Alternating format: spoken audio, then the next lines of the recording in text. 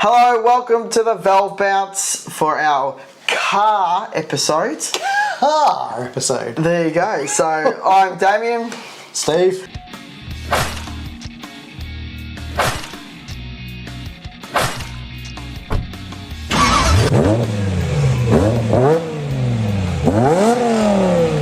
And we're going to take you through some car news and some stuff with that's been happening at SEMA, which happened just recently. Yeah.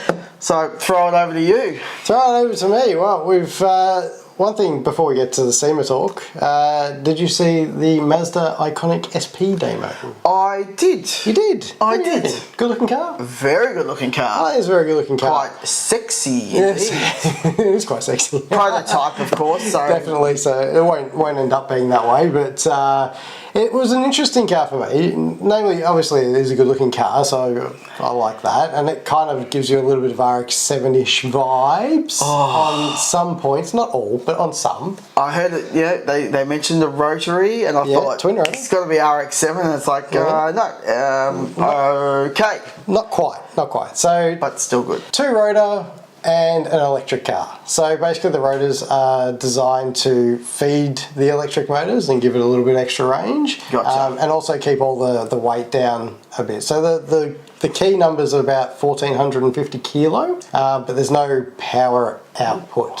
So we don't know yet, but it should be an interesting idea. So it's supposed to run, so the rotor side of it is supposed to run on either like the synthetic style fuels or hydrogen-based fuel. So Interesting. it could be interesting. Electric and hybrid, and hydrogen. That's right. It's kind of a hybrid kind of feel, preparing for the future. Yeah, definitely. And I mean, we'll touch on it a bit later, but maybe the way we all should be going, considering the EV market is dropped a little bit. Ooh, tanking. Yeah, tanking. Yes. But apart from that, I also saw the Volvo EX30. Yes. What did you think? I really liked it. I think for what the car is, I think it's really well put together. Volvo have been doing some great work in terms of their styling. They still managed to keep some of the history and heritage of that box, but make it actually modern and look really nice. You know, I think it's a great little runabout. I'm sure once we get closer in Australia anyway with pricing,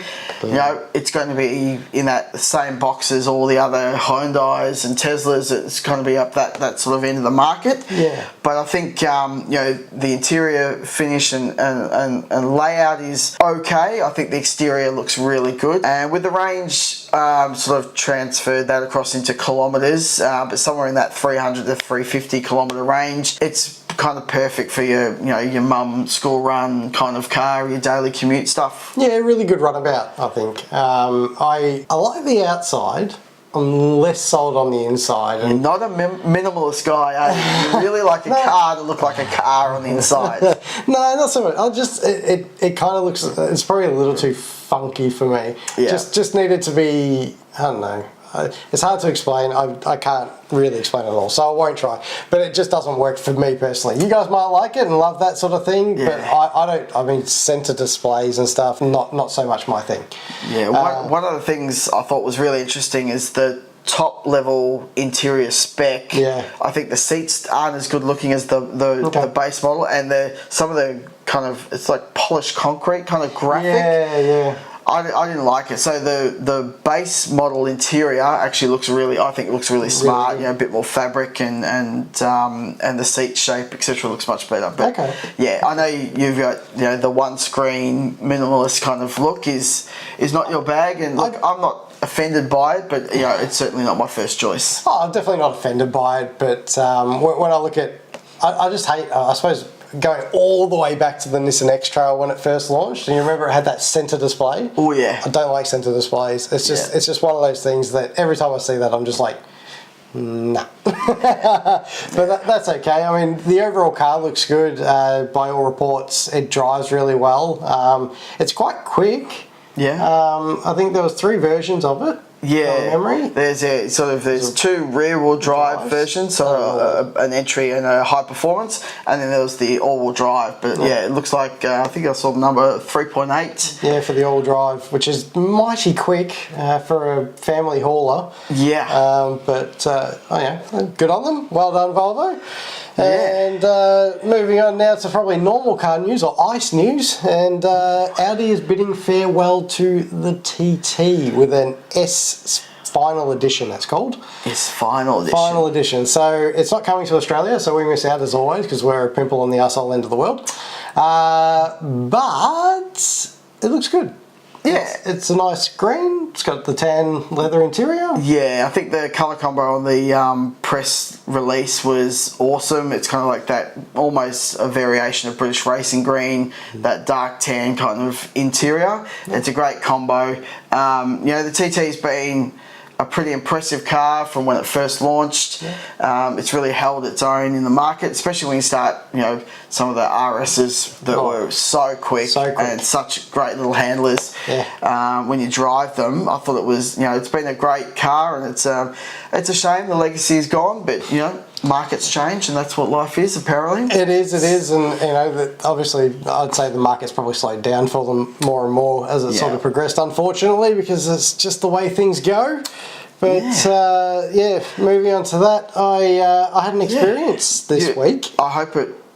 Hang on. Good experience. It's car related. It's car related. Okay. No other experiences good. I'm aware of, anyway. Keep going now. But I had a car come through work. That's known as a BMW XM. XM. So right. Funky looking car is how I'd explain it. Funky. Yep, it's an SUV with a very big grille, and I know BMW have very big grills at the moment. But BMW still doing BMW things where everything else about cars can be great, but god damn those front grills.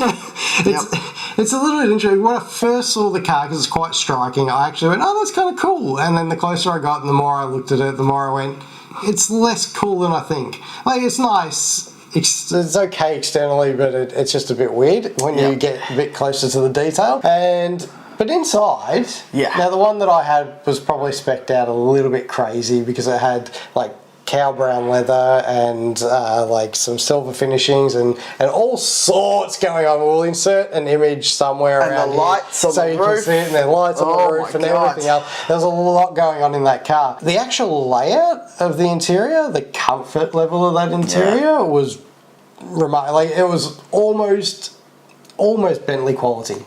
Yeah, like, it really was well finished, and so kudos to BMW. Yeah, I think that they really do it well at the top end spec. Your Mercedes, your BMW, but I think in the last iteration of cars, despite what they were doing on the outside of the car, I think internally they've been really high quality finishes. And I mean, it's an amazing car with an amazing price tag. Oh no, yeah, $330,000 is, and that's Australian.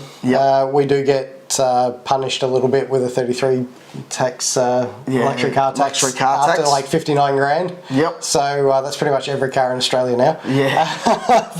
but yeah, it's a lot of money. I get it's an SUV. It's nice, but I don't think I'd be shelling out my hard earned for it. Yeah, I don't think I'd be spending that kind of cash on that kind of car. I guess when you've got loads of it, maybe that's the style of car you'd like. But I could think of quite a few other cars that I would get before spending that kind of money on a big luxury vehicle. Yeah.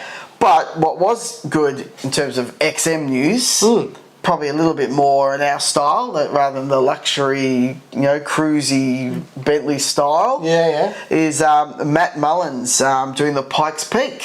Yeah, I heard about this. So he took an XM. It has like 758 horsepower or something. Just astonishing, and threw it up the Pikes Peak trail. And I believe he's recorded a record, but I also believe that he stacked it. He had a bit of a whoopsie. Apparently he's okay, but he had a bit of an off. So found a tree and rolled, I heard. Yeah, so don't do things by halves. No. Your car choice as well as your commitment to Pikes Peak. But at like what, 2.5, 3 ton, I'm sure it wouldn't have been an easy car to throw up the hill. So well done, Matt. Awesome. Big kahunas. again, I don't think I'd choose that style of car. No, definitely not. I'd be much happier in something a bit more sporty and lower to the ground. Yeah, nice me little too. Peugeot, you know. Oh, a Peugeot? Yeah, Harry Vartman. Okay. Sorry, Fair showing my age. Very much so.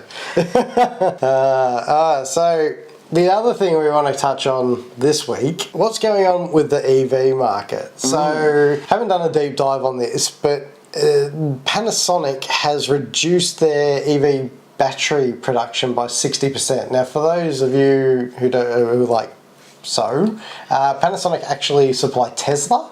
They are the only distributor for Tesla for their battery-powered cars. I think that now has changed. I think BYD might be supplying, and it might have been in preparation. Perhaps. Yeah. Perhaps. Interesting sort of news coming around Europe. A little bit of talk about the old EVs slowing down in the market. Right. So we will keep an eye out for what happens there. I'm not across it totally. The last reports I sort of saw, they were still on the increase. So until something sort of comes across the desk, I won't comment. Yeah, well, it might be for us to do a bit more research as things unfold, because you talk about production drop of 60%. Yeah. Then some of the car sales numbers that we're seeing pretty hefty percentages of drops in sales. Yeah. That maybe there's a little bit more going on there, and I know Toyota have made some announcements, so I think it'd be best for us to cover that off in the next issue and really just sort of unpick what's happening with the market. Yeah, definitely. I mean, especially when you consider the Car Expert put up something just before that said Lucid was also dropping back their production of 40%. So wow. there seems to be a lot going on in that sort of area. So we do need to do a little bit more research and see if we can unravel something in there. Yes. So I suppose that covers off the news around the traps at the moment.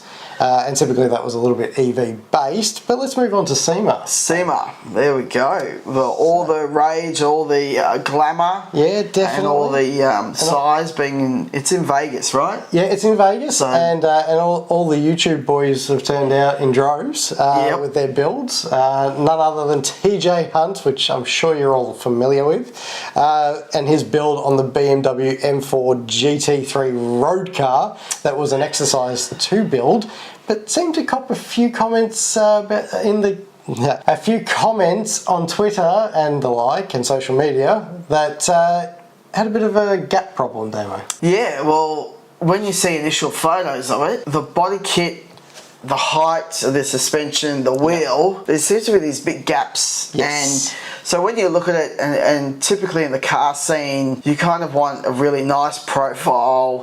Some people like really stance stuff, which is really low. Yeah. Most people like a nice little tyre, no real gap to the fender or to the guards. Me. And yeah, it definitely, for me, I saw it and went, what's going on? But there is, I guess, legitimate reasons for it. Yes. Not sure I'm convinced it's the way to go, but yeah, why did it happen? Look, I think this sort of came about as they were doing the build. Yeah. So obviously when they make the race car, the body and everything else is not the same as what the road car is, contrary to popular belief. So shock horror. So they actually TJ purchased the real M4 GT3 kit, aerodynamic kit. So I won't call it a body kit because it really wasn't. It's more than that. So when they were trying to fit this kit to the car, they came across these problems. So where the diff sits, where all the suspension componentry pickup points and everything else, and how low the body is in certain areas, caused this gap, if you like, between it. Now, personally, it doesn't offend me. Yeah. Right? I see it and I go, okay, yeah, it's got a little bit of a gap, but it's not like monster truck gap. I can deal with it, but it does seem to offend others. So, well, when you're on the internet, everybody's got their own opinion and they love to share it. So they definitely do. But kudos to TJ, because I actually think the car came out pretty good for your limitations around it. I think you did a pretty good job. Would I do it? No. And I think for the second time in this episode, the green, the sort of a variation of that British Racing green again, you just, it's almost impossible to go wrong when you choose that style of colour. Oh, it's amazing. It's amazing. And you know what? You know what I actually really liked about it? What? It's a car that isn't stanced. Yes, I And know I'm you're sick of stanced cars. Stop stancing your cars. It looks silly. That message was brought to you by Stephen. Your long history of not liking stance cars. Definitely not. Definitely not. But yeah, it was definitely something different. So for that SEMA, he's probably nailed it. Yes. Not really nailing it. It was another YouTuber, Matt Armstrong, who decided to do an RS6 because they don't have them in America. So it would be a really unique car to take. And if you haven't seen Matt's work before, he basically buys wrecked cars and does all the work to straighten chassis rails, to fix any of the engine componentry, any transmission issues, massive damaged cars. So he bought this one really damaged badly, and he had a month to go from wrecked car into show car for his RS6. He did a really great job. I think one of my favourite parts in his video was lowering. He's got massive gold wheels and lowering the suspension. The arches kind of almost just clip the tyre, and then as it goes down below, it sits perfectly for that really nice, what I would say, fitment of the wheel to the fender or to the archways. But yeah, the body kit was over the top as you'd expect. Not really my cup of tea on that front. Tuned it, got something like, I think, 690 horsepower out of it. Got it finished, shipped across to Los Angeles. Thought he'd do some fun car stuff while he was there. Did a car show. Then decided to go do some drag racing. What happened when you took it down the strip? I believe it seized. Something went drastically wrong. Don't know at this point for when we're recording actually what happened, but effectively a whole bunch of coolant got sucked into the engine. So whether it was from a head gasket or something else, and just basically hydrolocked the engine. So then you had to effectively get it fixed and across to SEMA in Las Vegas. So it still wasn't fixed when it got there. It's not dead. It is dead. It's a dead dodo. Yeah, so that'll be another one that he'll get some help from some of his YouTube buddies in America to... he made that call to Tavarish, didn't he, about using some space to try and fix it before sending it back to the UK? Yeah, because Las Vegas, or I guess basically the West Coast, and Tavish is on the other side. East Coast in Florida. So that's going to be a massive journey in itself to get the car there, but he doesn't do it in halves, Mr. Armstrong. No, just when you think he's done, he's like, this is just getting ridiculous. He goes and buys another car and does something even stupider. But he's currently doing McLaren, and I think that's a big stupid one. But that's carbon fibre and stuff. We can touch on that another time. Yep. In line with that F430 and probably others that we haven't seen just yet. But getting back to the fitment of that car, that is perfect. That is fitment. I don't care what anyone says, that's what it should look like. That's the tick of approval, from Stephen. And those wheels? Oh, love them. I'd kill the tow truck driver just on the side note for liking it. But tow truck driver put ropes around them and cut all the paint off. My God. I would have been ropeable. Okay, well, while we're on some good news, what was your kind of showstopper? What was the one that you loved the best? So, JH Restorations, a Canada-based team of guys. I've been doing this for just over 10 to 15 years, I believe. They restored a Ford Sierra from the 80s, and they called it the RS4 Ti.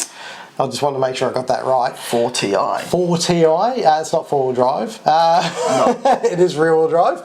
But essentially this car, if you haven't seen it, is this beautiful Sierra with a new body kit that they've designed that brings it sort of more in today's age, but still keeps within the retro look of the car. They've used, I think it's a 92 model Sierra tail lights in the back to take away from that really square box. They're just a little bit nicer and cleaner. The 80s RSs, yeah, from the 80s, and it just looks perfect from the outside.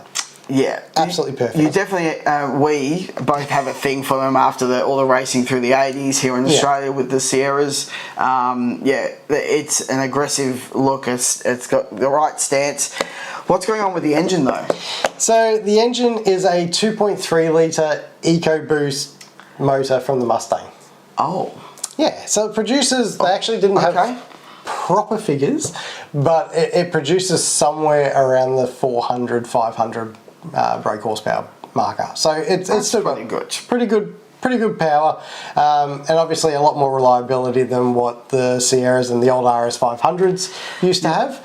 I will say though, I heard it the other day start up and I was less convinced because they just don't sound...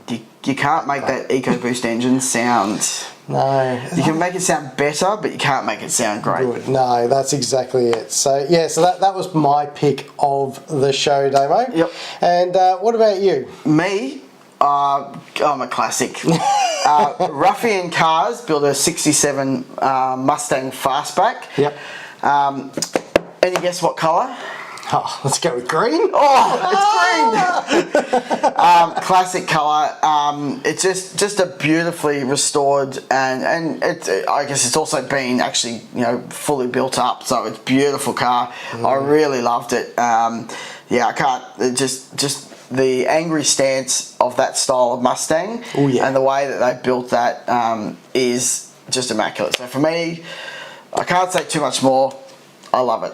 Look, I tend to agree. I saw this late and I fell in love with it, and just it is pure muscle car. Like it takes every bit of muscle, and just on this one, you just can't get anything better than that. It really is just a showstopper. Have a look at the photos of the engine bay and the trumpets, and wow, just wow. Kind of the last thing that we've got on our notes here, Nissan Z Safari. It seems like a strange combination. It is a little bit. So we're used to the Z and being a sporty car and so forth, but back in the 70s, and the 71 in particular, it was, and I'll get the name right here, Hans Schuler drove a 240Z to the Safari Rally and won. And it was this red and black car that looked really cool back in the day. And basically this is just paying homage to that car. So it's a new Z with some rally additions like the rally headlights and so forth, a little bit jacked up suspension, all-terrain tyres, and I just have a little bit of a soft spot for those type of cars. I don't know why. I didn't grow up in that era or anything like that, but they just look cool to me.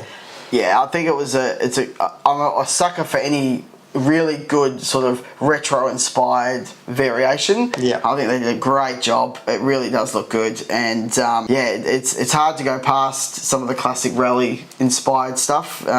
Porsche have done it now. Nissan doing it. I think that's pretty cool, and kudos to them for making it happen for SEMA. Yeah, that's it. No, it's really cool. So, but yeah, that probably brings us up to date with the things that we liked about SEMA and what's going on in the car world at the moment. But thanks for joining, Damo. Thank you.